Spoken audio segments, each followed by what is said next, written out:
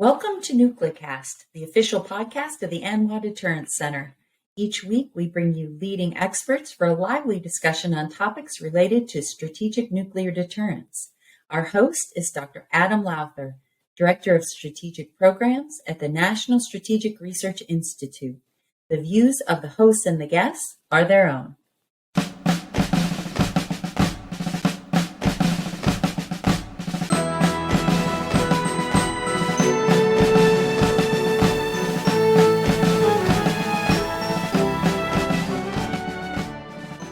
Well, welcome back to another episode of NuclearCast. We're now in 2023. It's a new year, and we look forward to having lots and lots of episodes.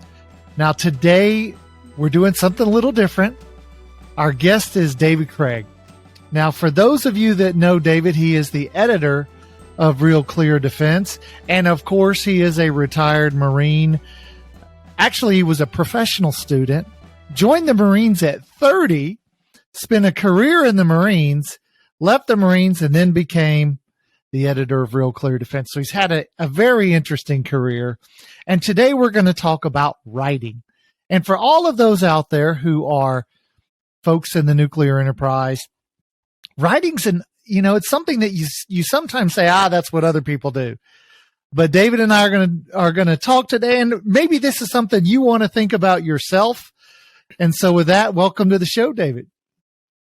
Thank you so much for having me, Adam. It's really interesting and a great topic because I was a reluctant writer myself, actually. Yeah, I have a feeling a lot of our listeners are reluctant writers, but it's such a community of folks that have a lot of experience, and they're often, like you said, reluctant to write about that experience.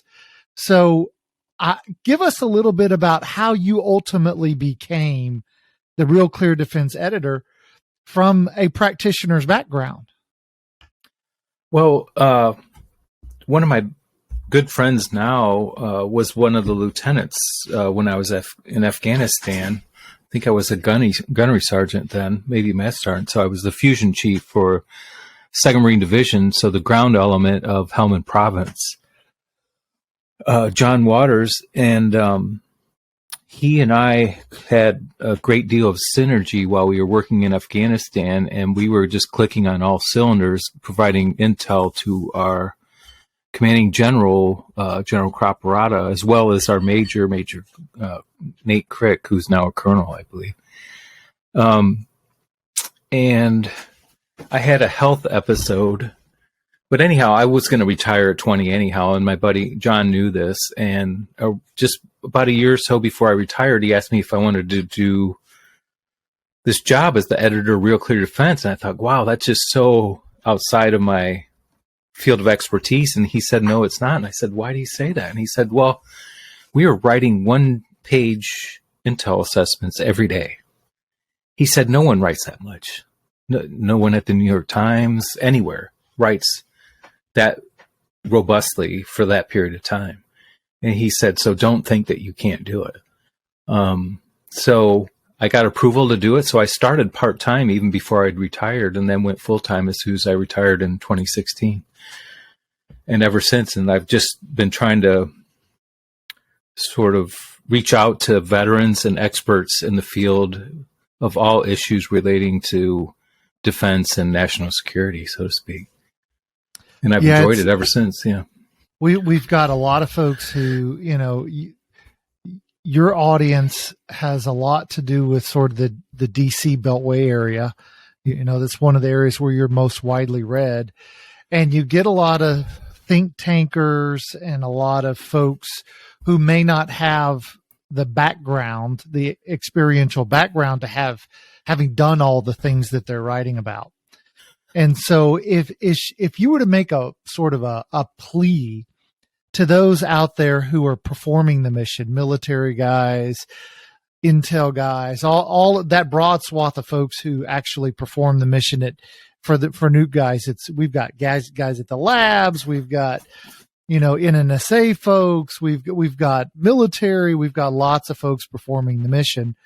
What would you say to encourage them to become writers? They might think it's too hard.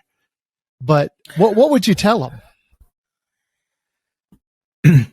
That's what I would have thought initially, but it's just a matter of getting words down on paper, and just having a coherent idea of a message that you want to get across. And it takes practice. The more you do it, the better you get. And it's really not nearly as hard as what most people might think. Now, like we were talking about earlier, if you're writing a novel, that's a different story. But if you're writing a couple pages to get a point across, say about nuclear deterrence, it's not that difficult.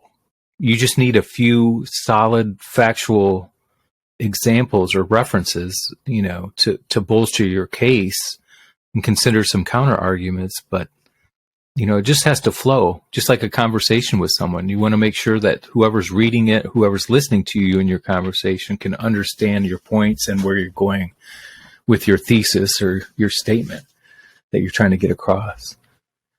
Now, for those who say, okay, I'm interested. You've got my juices flowing. You've piqued my interest, but they say, but I don't know how to do this. What does it look like? What is the structure? What if they want to come write for you, right, what would they need to do if they wanted to write, an article for you? What does it look like? Simple, not too long paragraphs, probably a couple pages at the most. The ideal is 800 words, but I don't make people stick to that by any means. But tell me what your thesis is and come up with several arguments that help support your thesis or your statement, whatever the message is you're trying to get across. It could just be an infantryman trying to tell me that they like the new next generation squad weapon. Well, why do you like it? Why is it better than the M4 that we have now? That's the kind of thing that people want to hear about and want to read about, or if you're in the nuke field, what's the difference between a low yield nuke and a standard nuke? And why does it matter? If Vladimir Putin is going to use a low yield nuke, I don't use the term tactical. I think Matt has corrected us on that once. Because he said, and he made a good point, there's no such thing as a tactical nuclear weapon. Anytime you use a nuclear weapon, whether it's low yield, tactical, or what we have in our inventory for the most part. Strategic, yeah. Has strategic consequences, yeah, even if it's low yield. So one of the things that I found useful in writing op-eds, because I've written a number of articles for you, is always having a hook to open your article. And that hook is what brings in readers. It's to date, it's relevant, it's talking about something that just happened or something that's about to happen. And so any advice on folks writing hooks? Absolutely. I mean, the big question you have to ask yourself is, why does it matter? If you're an infantryman in the Marine Corps or the Army, or, even a trigger puller in special forces or anywhere, or even a scientist in the lab, what do you want to tell someone in your chain of command that you should do differently? Now, if it's something really benign and it's only going to matter to your small unit, that's one thing. But if it is something bigger that's going to impact, people outside of your element or your whoever you're working for, then that might be something that you want to write about, actually. That probably goes well beyond just your boss. This is something fundamental. Could be somewhat of a game changer, And so how would you advise folks if they're looking to make something relevant and prescient for today or tomorrow? Any advice for them in doing that? One good thing is just to keep abreast of what the current news is and what the debates are. I think not enough has been written about the nuclear posture review that was just released. I don't know if they released the national security strategy, defense strategy, and nuclear posture review just before the holidays on purpose so that there would be less commentary on it, or because of course, the first thing was the fact that they, I guess it's still wrangling. The NDAA that was just passed, they included the W-76, I think, didn't they? They did. But the Biden administration wanted to cut that out. And if you're to understand deterrence, you understand the importance of having a small nuke on a sub that's able to hit anyone in the world on short notice. That's a vital element of nuclear deterrence. And that's just one small example of types of things that people could be thinking of. That's big, and then other things I've talked to people about, like in defense of Taiwan, someone mentioned, like mining the heck out of the Taiwan Strait, making things as painful for China to where they would never consider invading Taiwan, Yeah. Original ideas that maybe other people haven't heard of, or thought of or talked about. And this is a great opportunity, like you mentioned, the idea of originality. And for those who are actually out there in the field doing jobs, they're able to see things that others might not be sitting, in a building in downtown DC or somewhere else on a staff. And so that's a great opportunity for them to bring new ideas, particularly for other folks to think about. Exactly. And I think that may be something that hinders some people, is that in their close-knit community, they may not think it's an original idea because they all talk about it all the time. But if it's not written about, then it is an original idea that you need to get out there.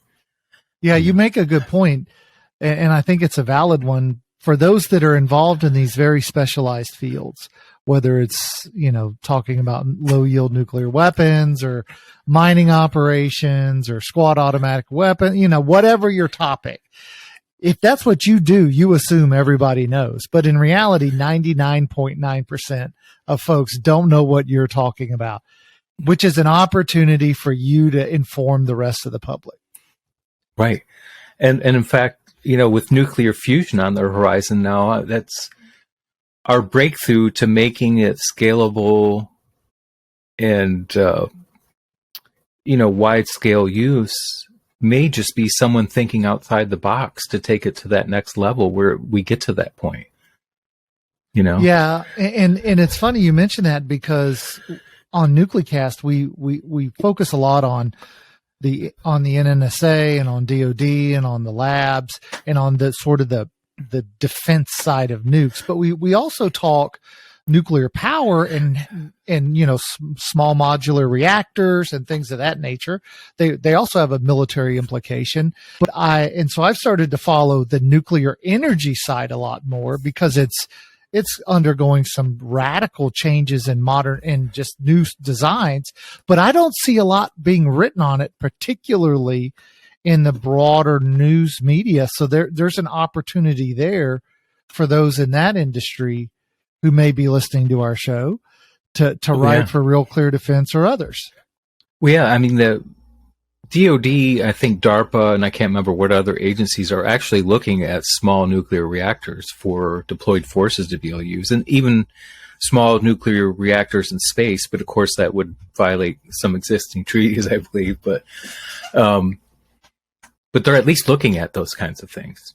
Tiny nuclear reactors, have limited waste, a lot less waste than what a normal nuclear reactor would have. And, the possibilities are endless, And because those possibilities are endless, the opportunities to write are endless as well.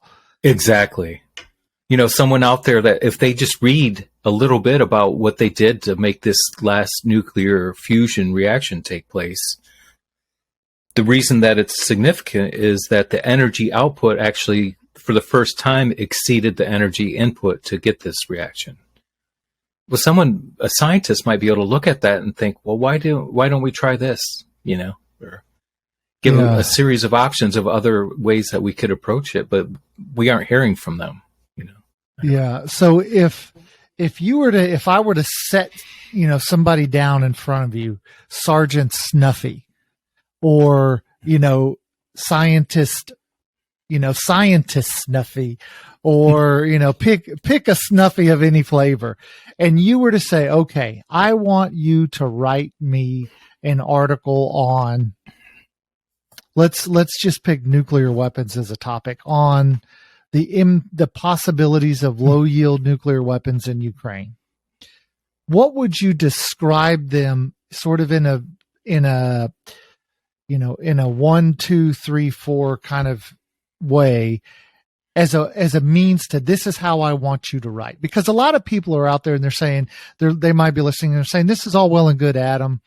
You guys are having a great talk. You want us to write, be creative, but tell me specifically, how do I do it? So what would you say in that step-by-step method to get people to write? Now, if it's someone that's never written, I mean, I would just recommend even just Googling the 5-paragraph essay. If you can get a 5-paragraph essay that's coherent and get you from point A to B to explain the 5 W's, who, what, when, where, why, of why we care about your topic, then you're headed in the right direction.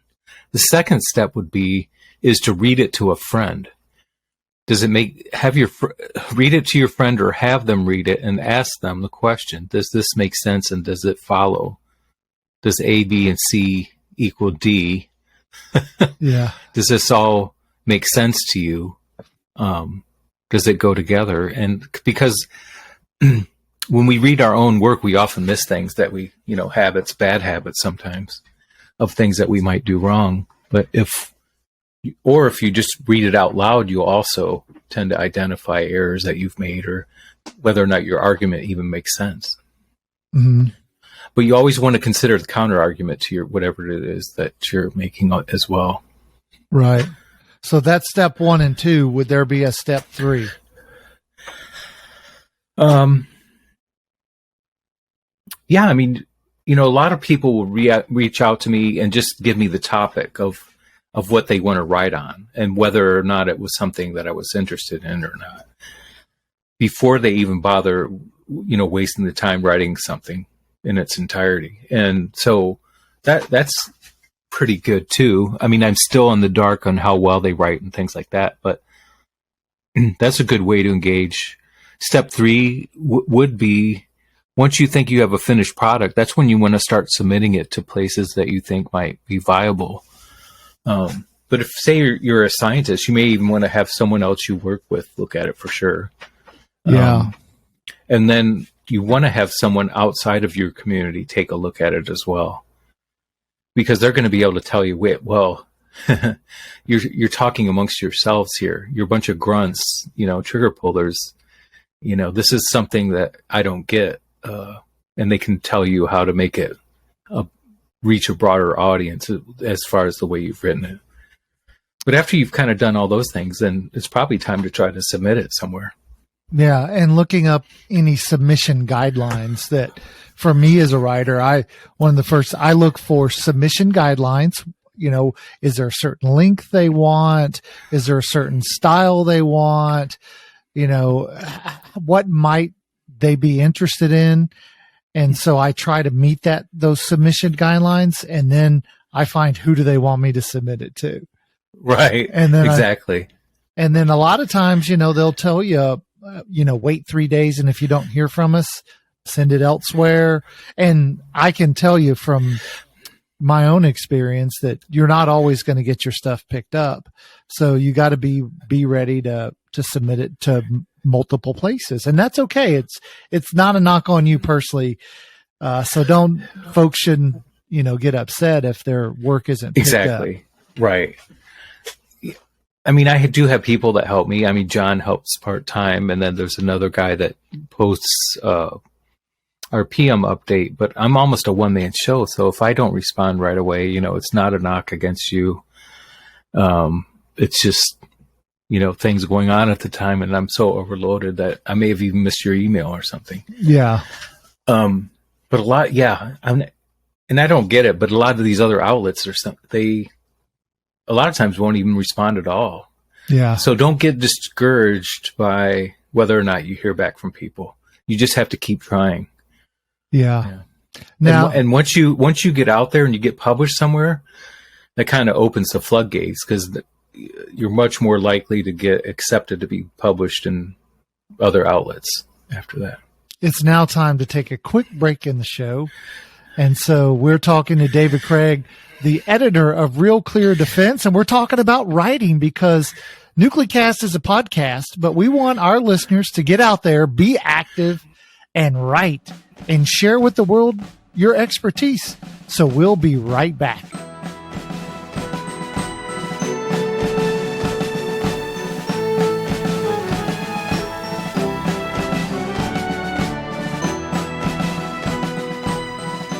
This episode of NucleCast is brought to you by the 15th Annual Nuclear Deterrence Summit. Come join NucleCast at the summit on February 13th through 15th, 2023 at the Hyatt Regency Crystal City, Arlington, Virginia. Industry and government experts will be discussing management of the nuclear security complex, stewardship of the nuclear stockpile, arms control negotiations, and strategic policy. Stop by the NucleCast booth to say hello. Executive producer Kimberly Charrington and I will be there interviewing guests for upcoming episodes. You can find a registration link to the Nuclear Deterrence Summit with a 15% discount on the NucleCast website at anwadeter.org/NucleCast.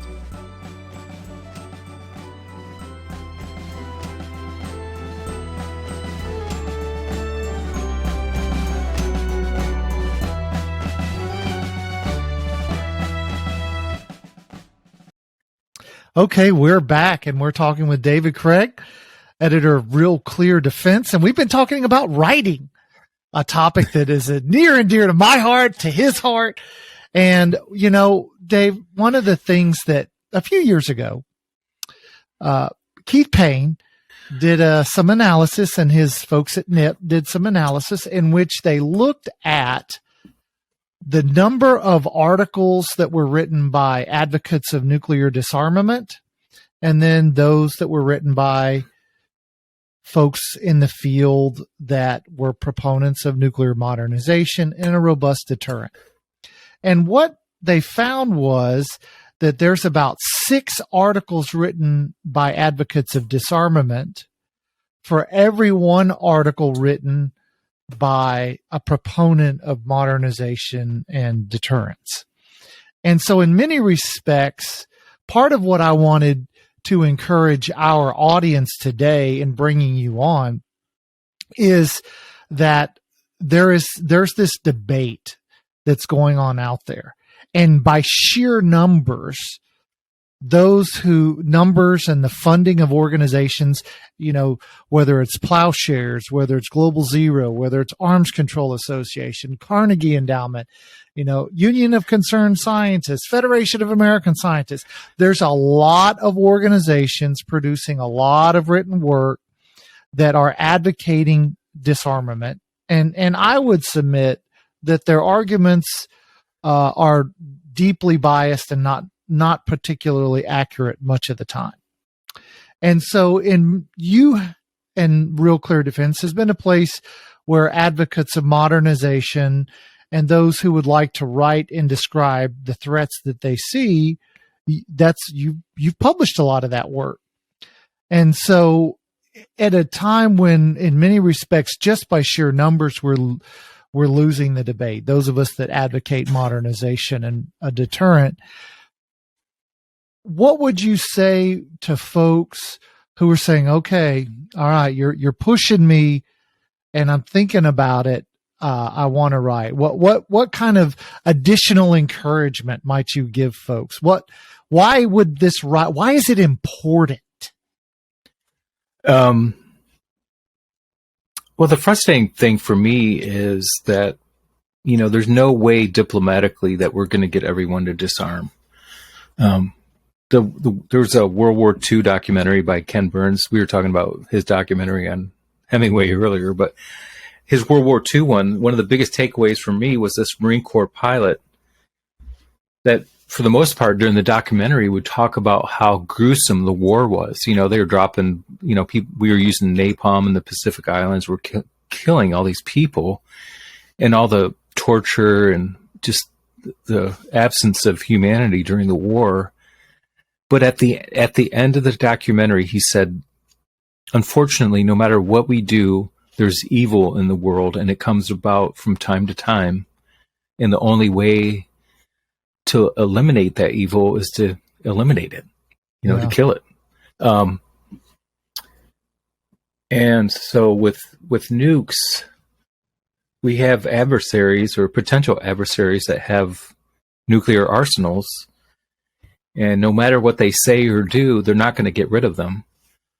And probably, I think one of the biggest problems was what we did with Muammar Gaddafi, by taking him out after he had sort of, after we dropped the bomb on his compound and a few other things, he was playing ball with us.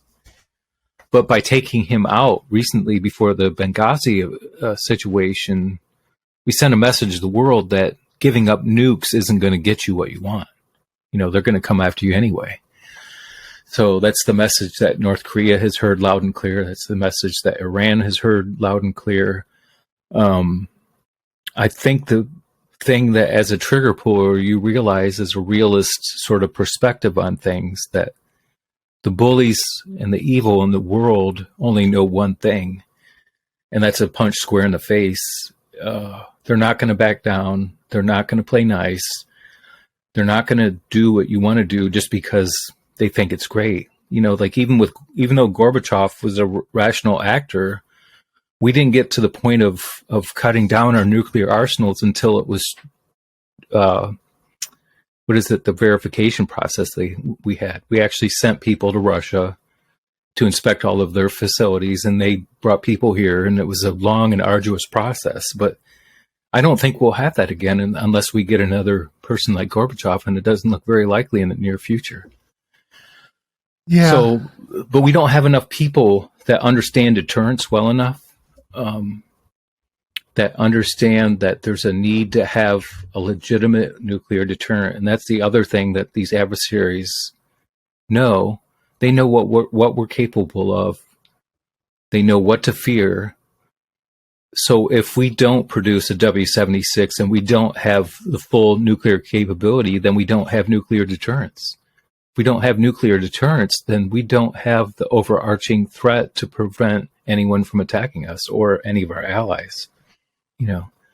All of Europe and even much of Asia lives under our nuclear umbrella, which has prevented a lot. I don't think people quite realize that. And so for those who are working in the field, which is much of our audience for NucleCast, what would you tell them about writing about these topics? The people that specialize in it obviously more than I do, and perhaps even more than you do, might have a perspective on a better way of having an effective nuclear deterrent, than what we've already discussed. But but having an effective nuclear deterrent doesn't mean getting rid of our nukes, though. Obviously, we could have fewer of them, possibly. But perhaps they have a better idea of how to create a comprehensive nuclear deterrent that's different and more modern than what we have. And that's another component that you mentioned. It's not as though these people that are pro-nuke are really pro-nuke. It's just that our nukes are so old that they need to be modernized just for safety. There was that documentary done on Frontline a few years ago about those nuclear incidents we had. And what was interesting is one of the gals on the panel that was a big nuclear disarmament advocate admitted at the end, though, she said, actually, we need to modernize just for the sake of safety at this point. Yeah. So, and I don't think people realize that either. And we need people to write about it, because the more we can publish, and this is part of what I would call for those listening to this podcast, is we need you writing so that we can advance the ideas. We can persuade, there are folks in the disarmament community and in the proponents of who will never be persuaded from their position. But there are a lot of Americans out there who just don't know that much about nukes. They don't know about nuclear power. They don't know about nuclear weapons. And unless we write broadly across, not just in Real Clear Defense, but in, the the Kansas City Star or, papers everywhere, and folks read it and say, I didn't know that. That's news to me. We are going to be unable to persuade folks to support the policies and the capabilities that are in our nation's best interest. Absolutely. There's probably far more experts outside of DC than there are inside DC. I learned that pretty quick by circulating in DC, the first couple years after I retired. I wouldn't say I was hugely disappointed, but I was disappointed, I guess, in the lack of expertise I thought there really was in many of these think tanks and whatnot. So that should encourage many of these people out there across the country to be able to write on these topics intelligently. That doesn't mean you don't have to do your research and make a good argument, to support your thesis or your argument. But it should open the floodgates for more people to really get involved and have their voices heard, I think. So we're running out of time for today's show, but I want to give you the last word. What would be that last nudge, that last bit of encouragement that you would want to give the listeners to send you some really brilliant articles? Well, the biggest thing, if you think you want to write on a topic, you just have to do it.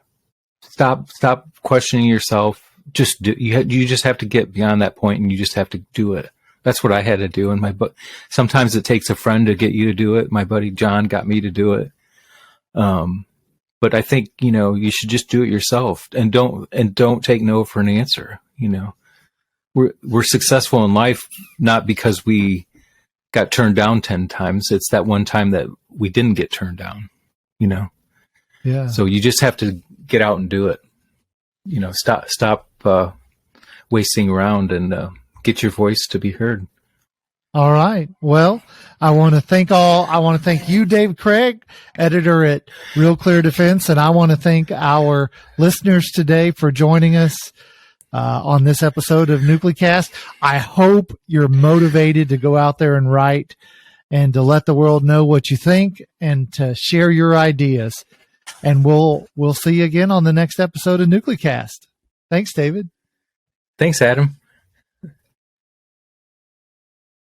Well, we just had a great episode with David Craig, editor of RealClearDefense. Now, I asked David to come onto the show because I've written a lot of articles for RealClearDefense, and I wanted to get his thoughts on writing out there to everybody. And it was really interesting because one of the things that he said that I thought was, this is a great way to handle it. He said, Google the 5-paragraph essay and then take your idea and put it into the 5-paragraph essay answering the who, what, when, where, why, and how. And you've got an article. And so I thought, well, that simplifies it. That makes it really nice, really simple, and doable for those folks who might be apprehensive about writing. And so I really like that. And I think it's important for you guys, the listeners, to take David's advice and do what he said and write, because we need your expertise, because I know that those of you out there that listen to this show are really smart on some really important topics. And I want to encourage you. And that was the whole point of having Dave on the show, was to do just that. And so I'll end by saying, right. This has been a production of the ANWA Deterrence Center. Our executive producer is Kimberly Charrington, and this episode has been engineered and mixed by David Grunthal. Follow the show on LinkedIn, Facebook, and Twitter at NucleCast. Listen, follow, and review the show on Spotify, Apple Podcasts, Amazon Music, or wherever you listen to your favorite podcasts.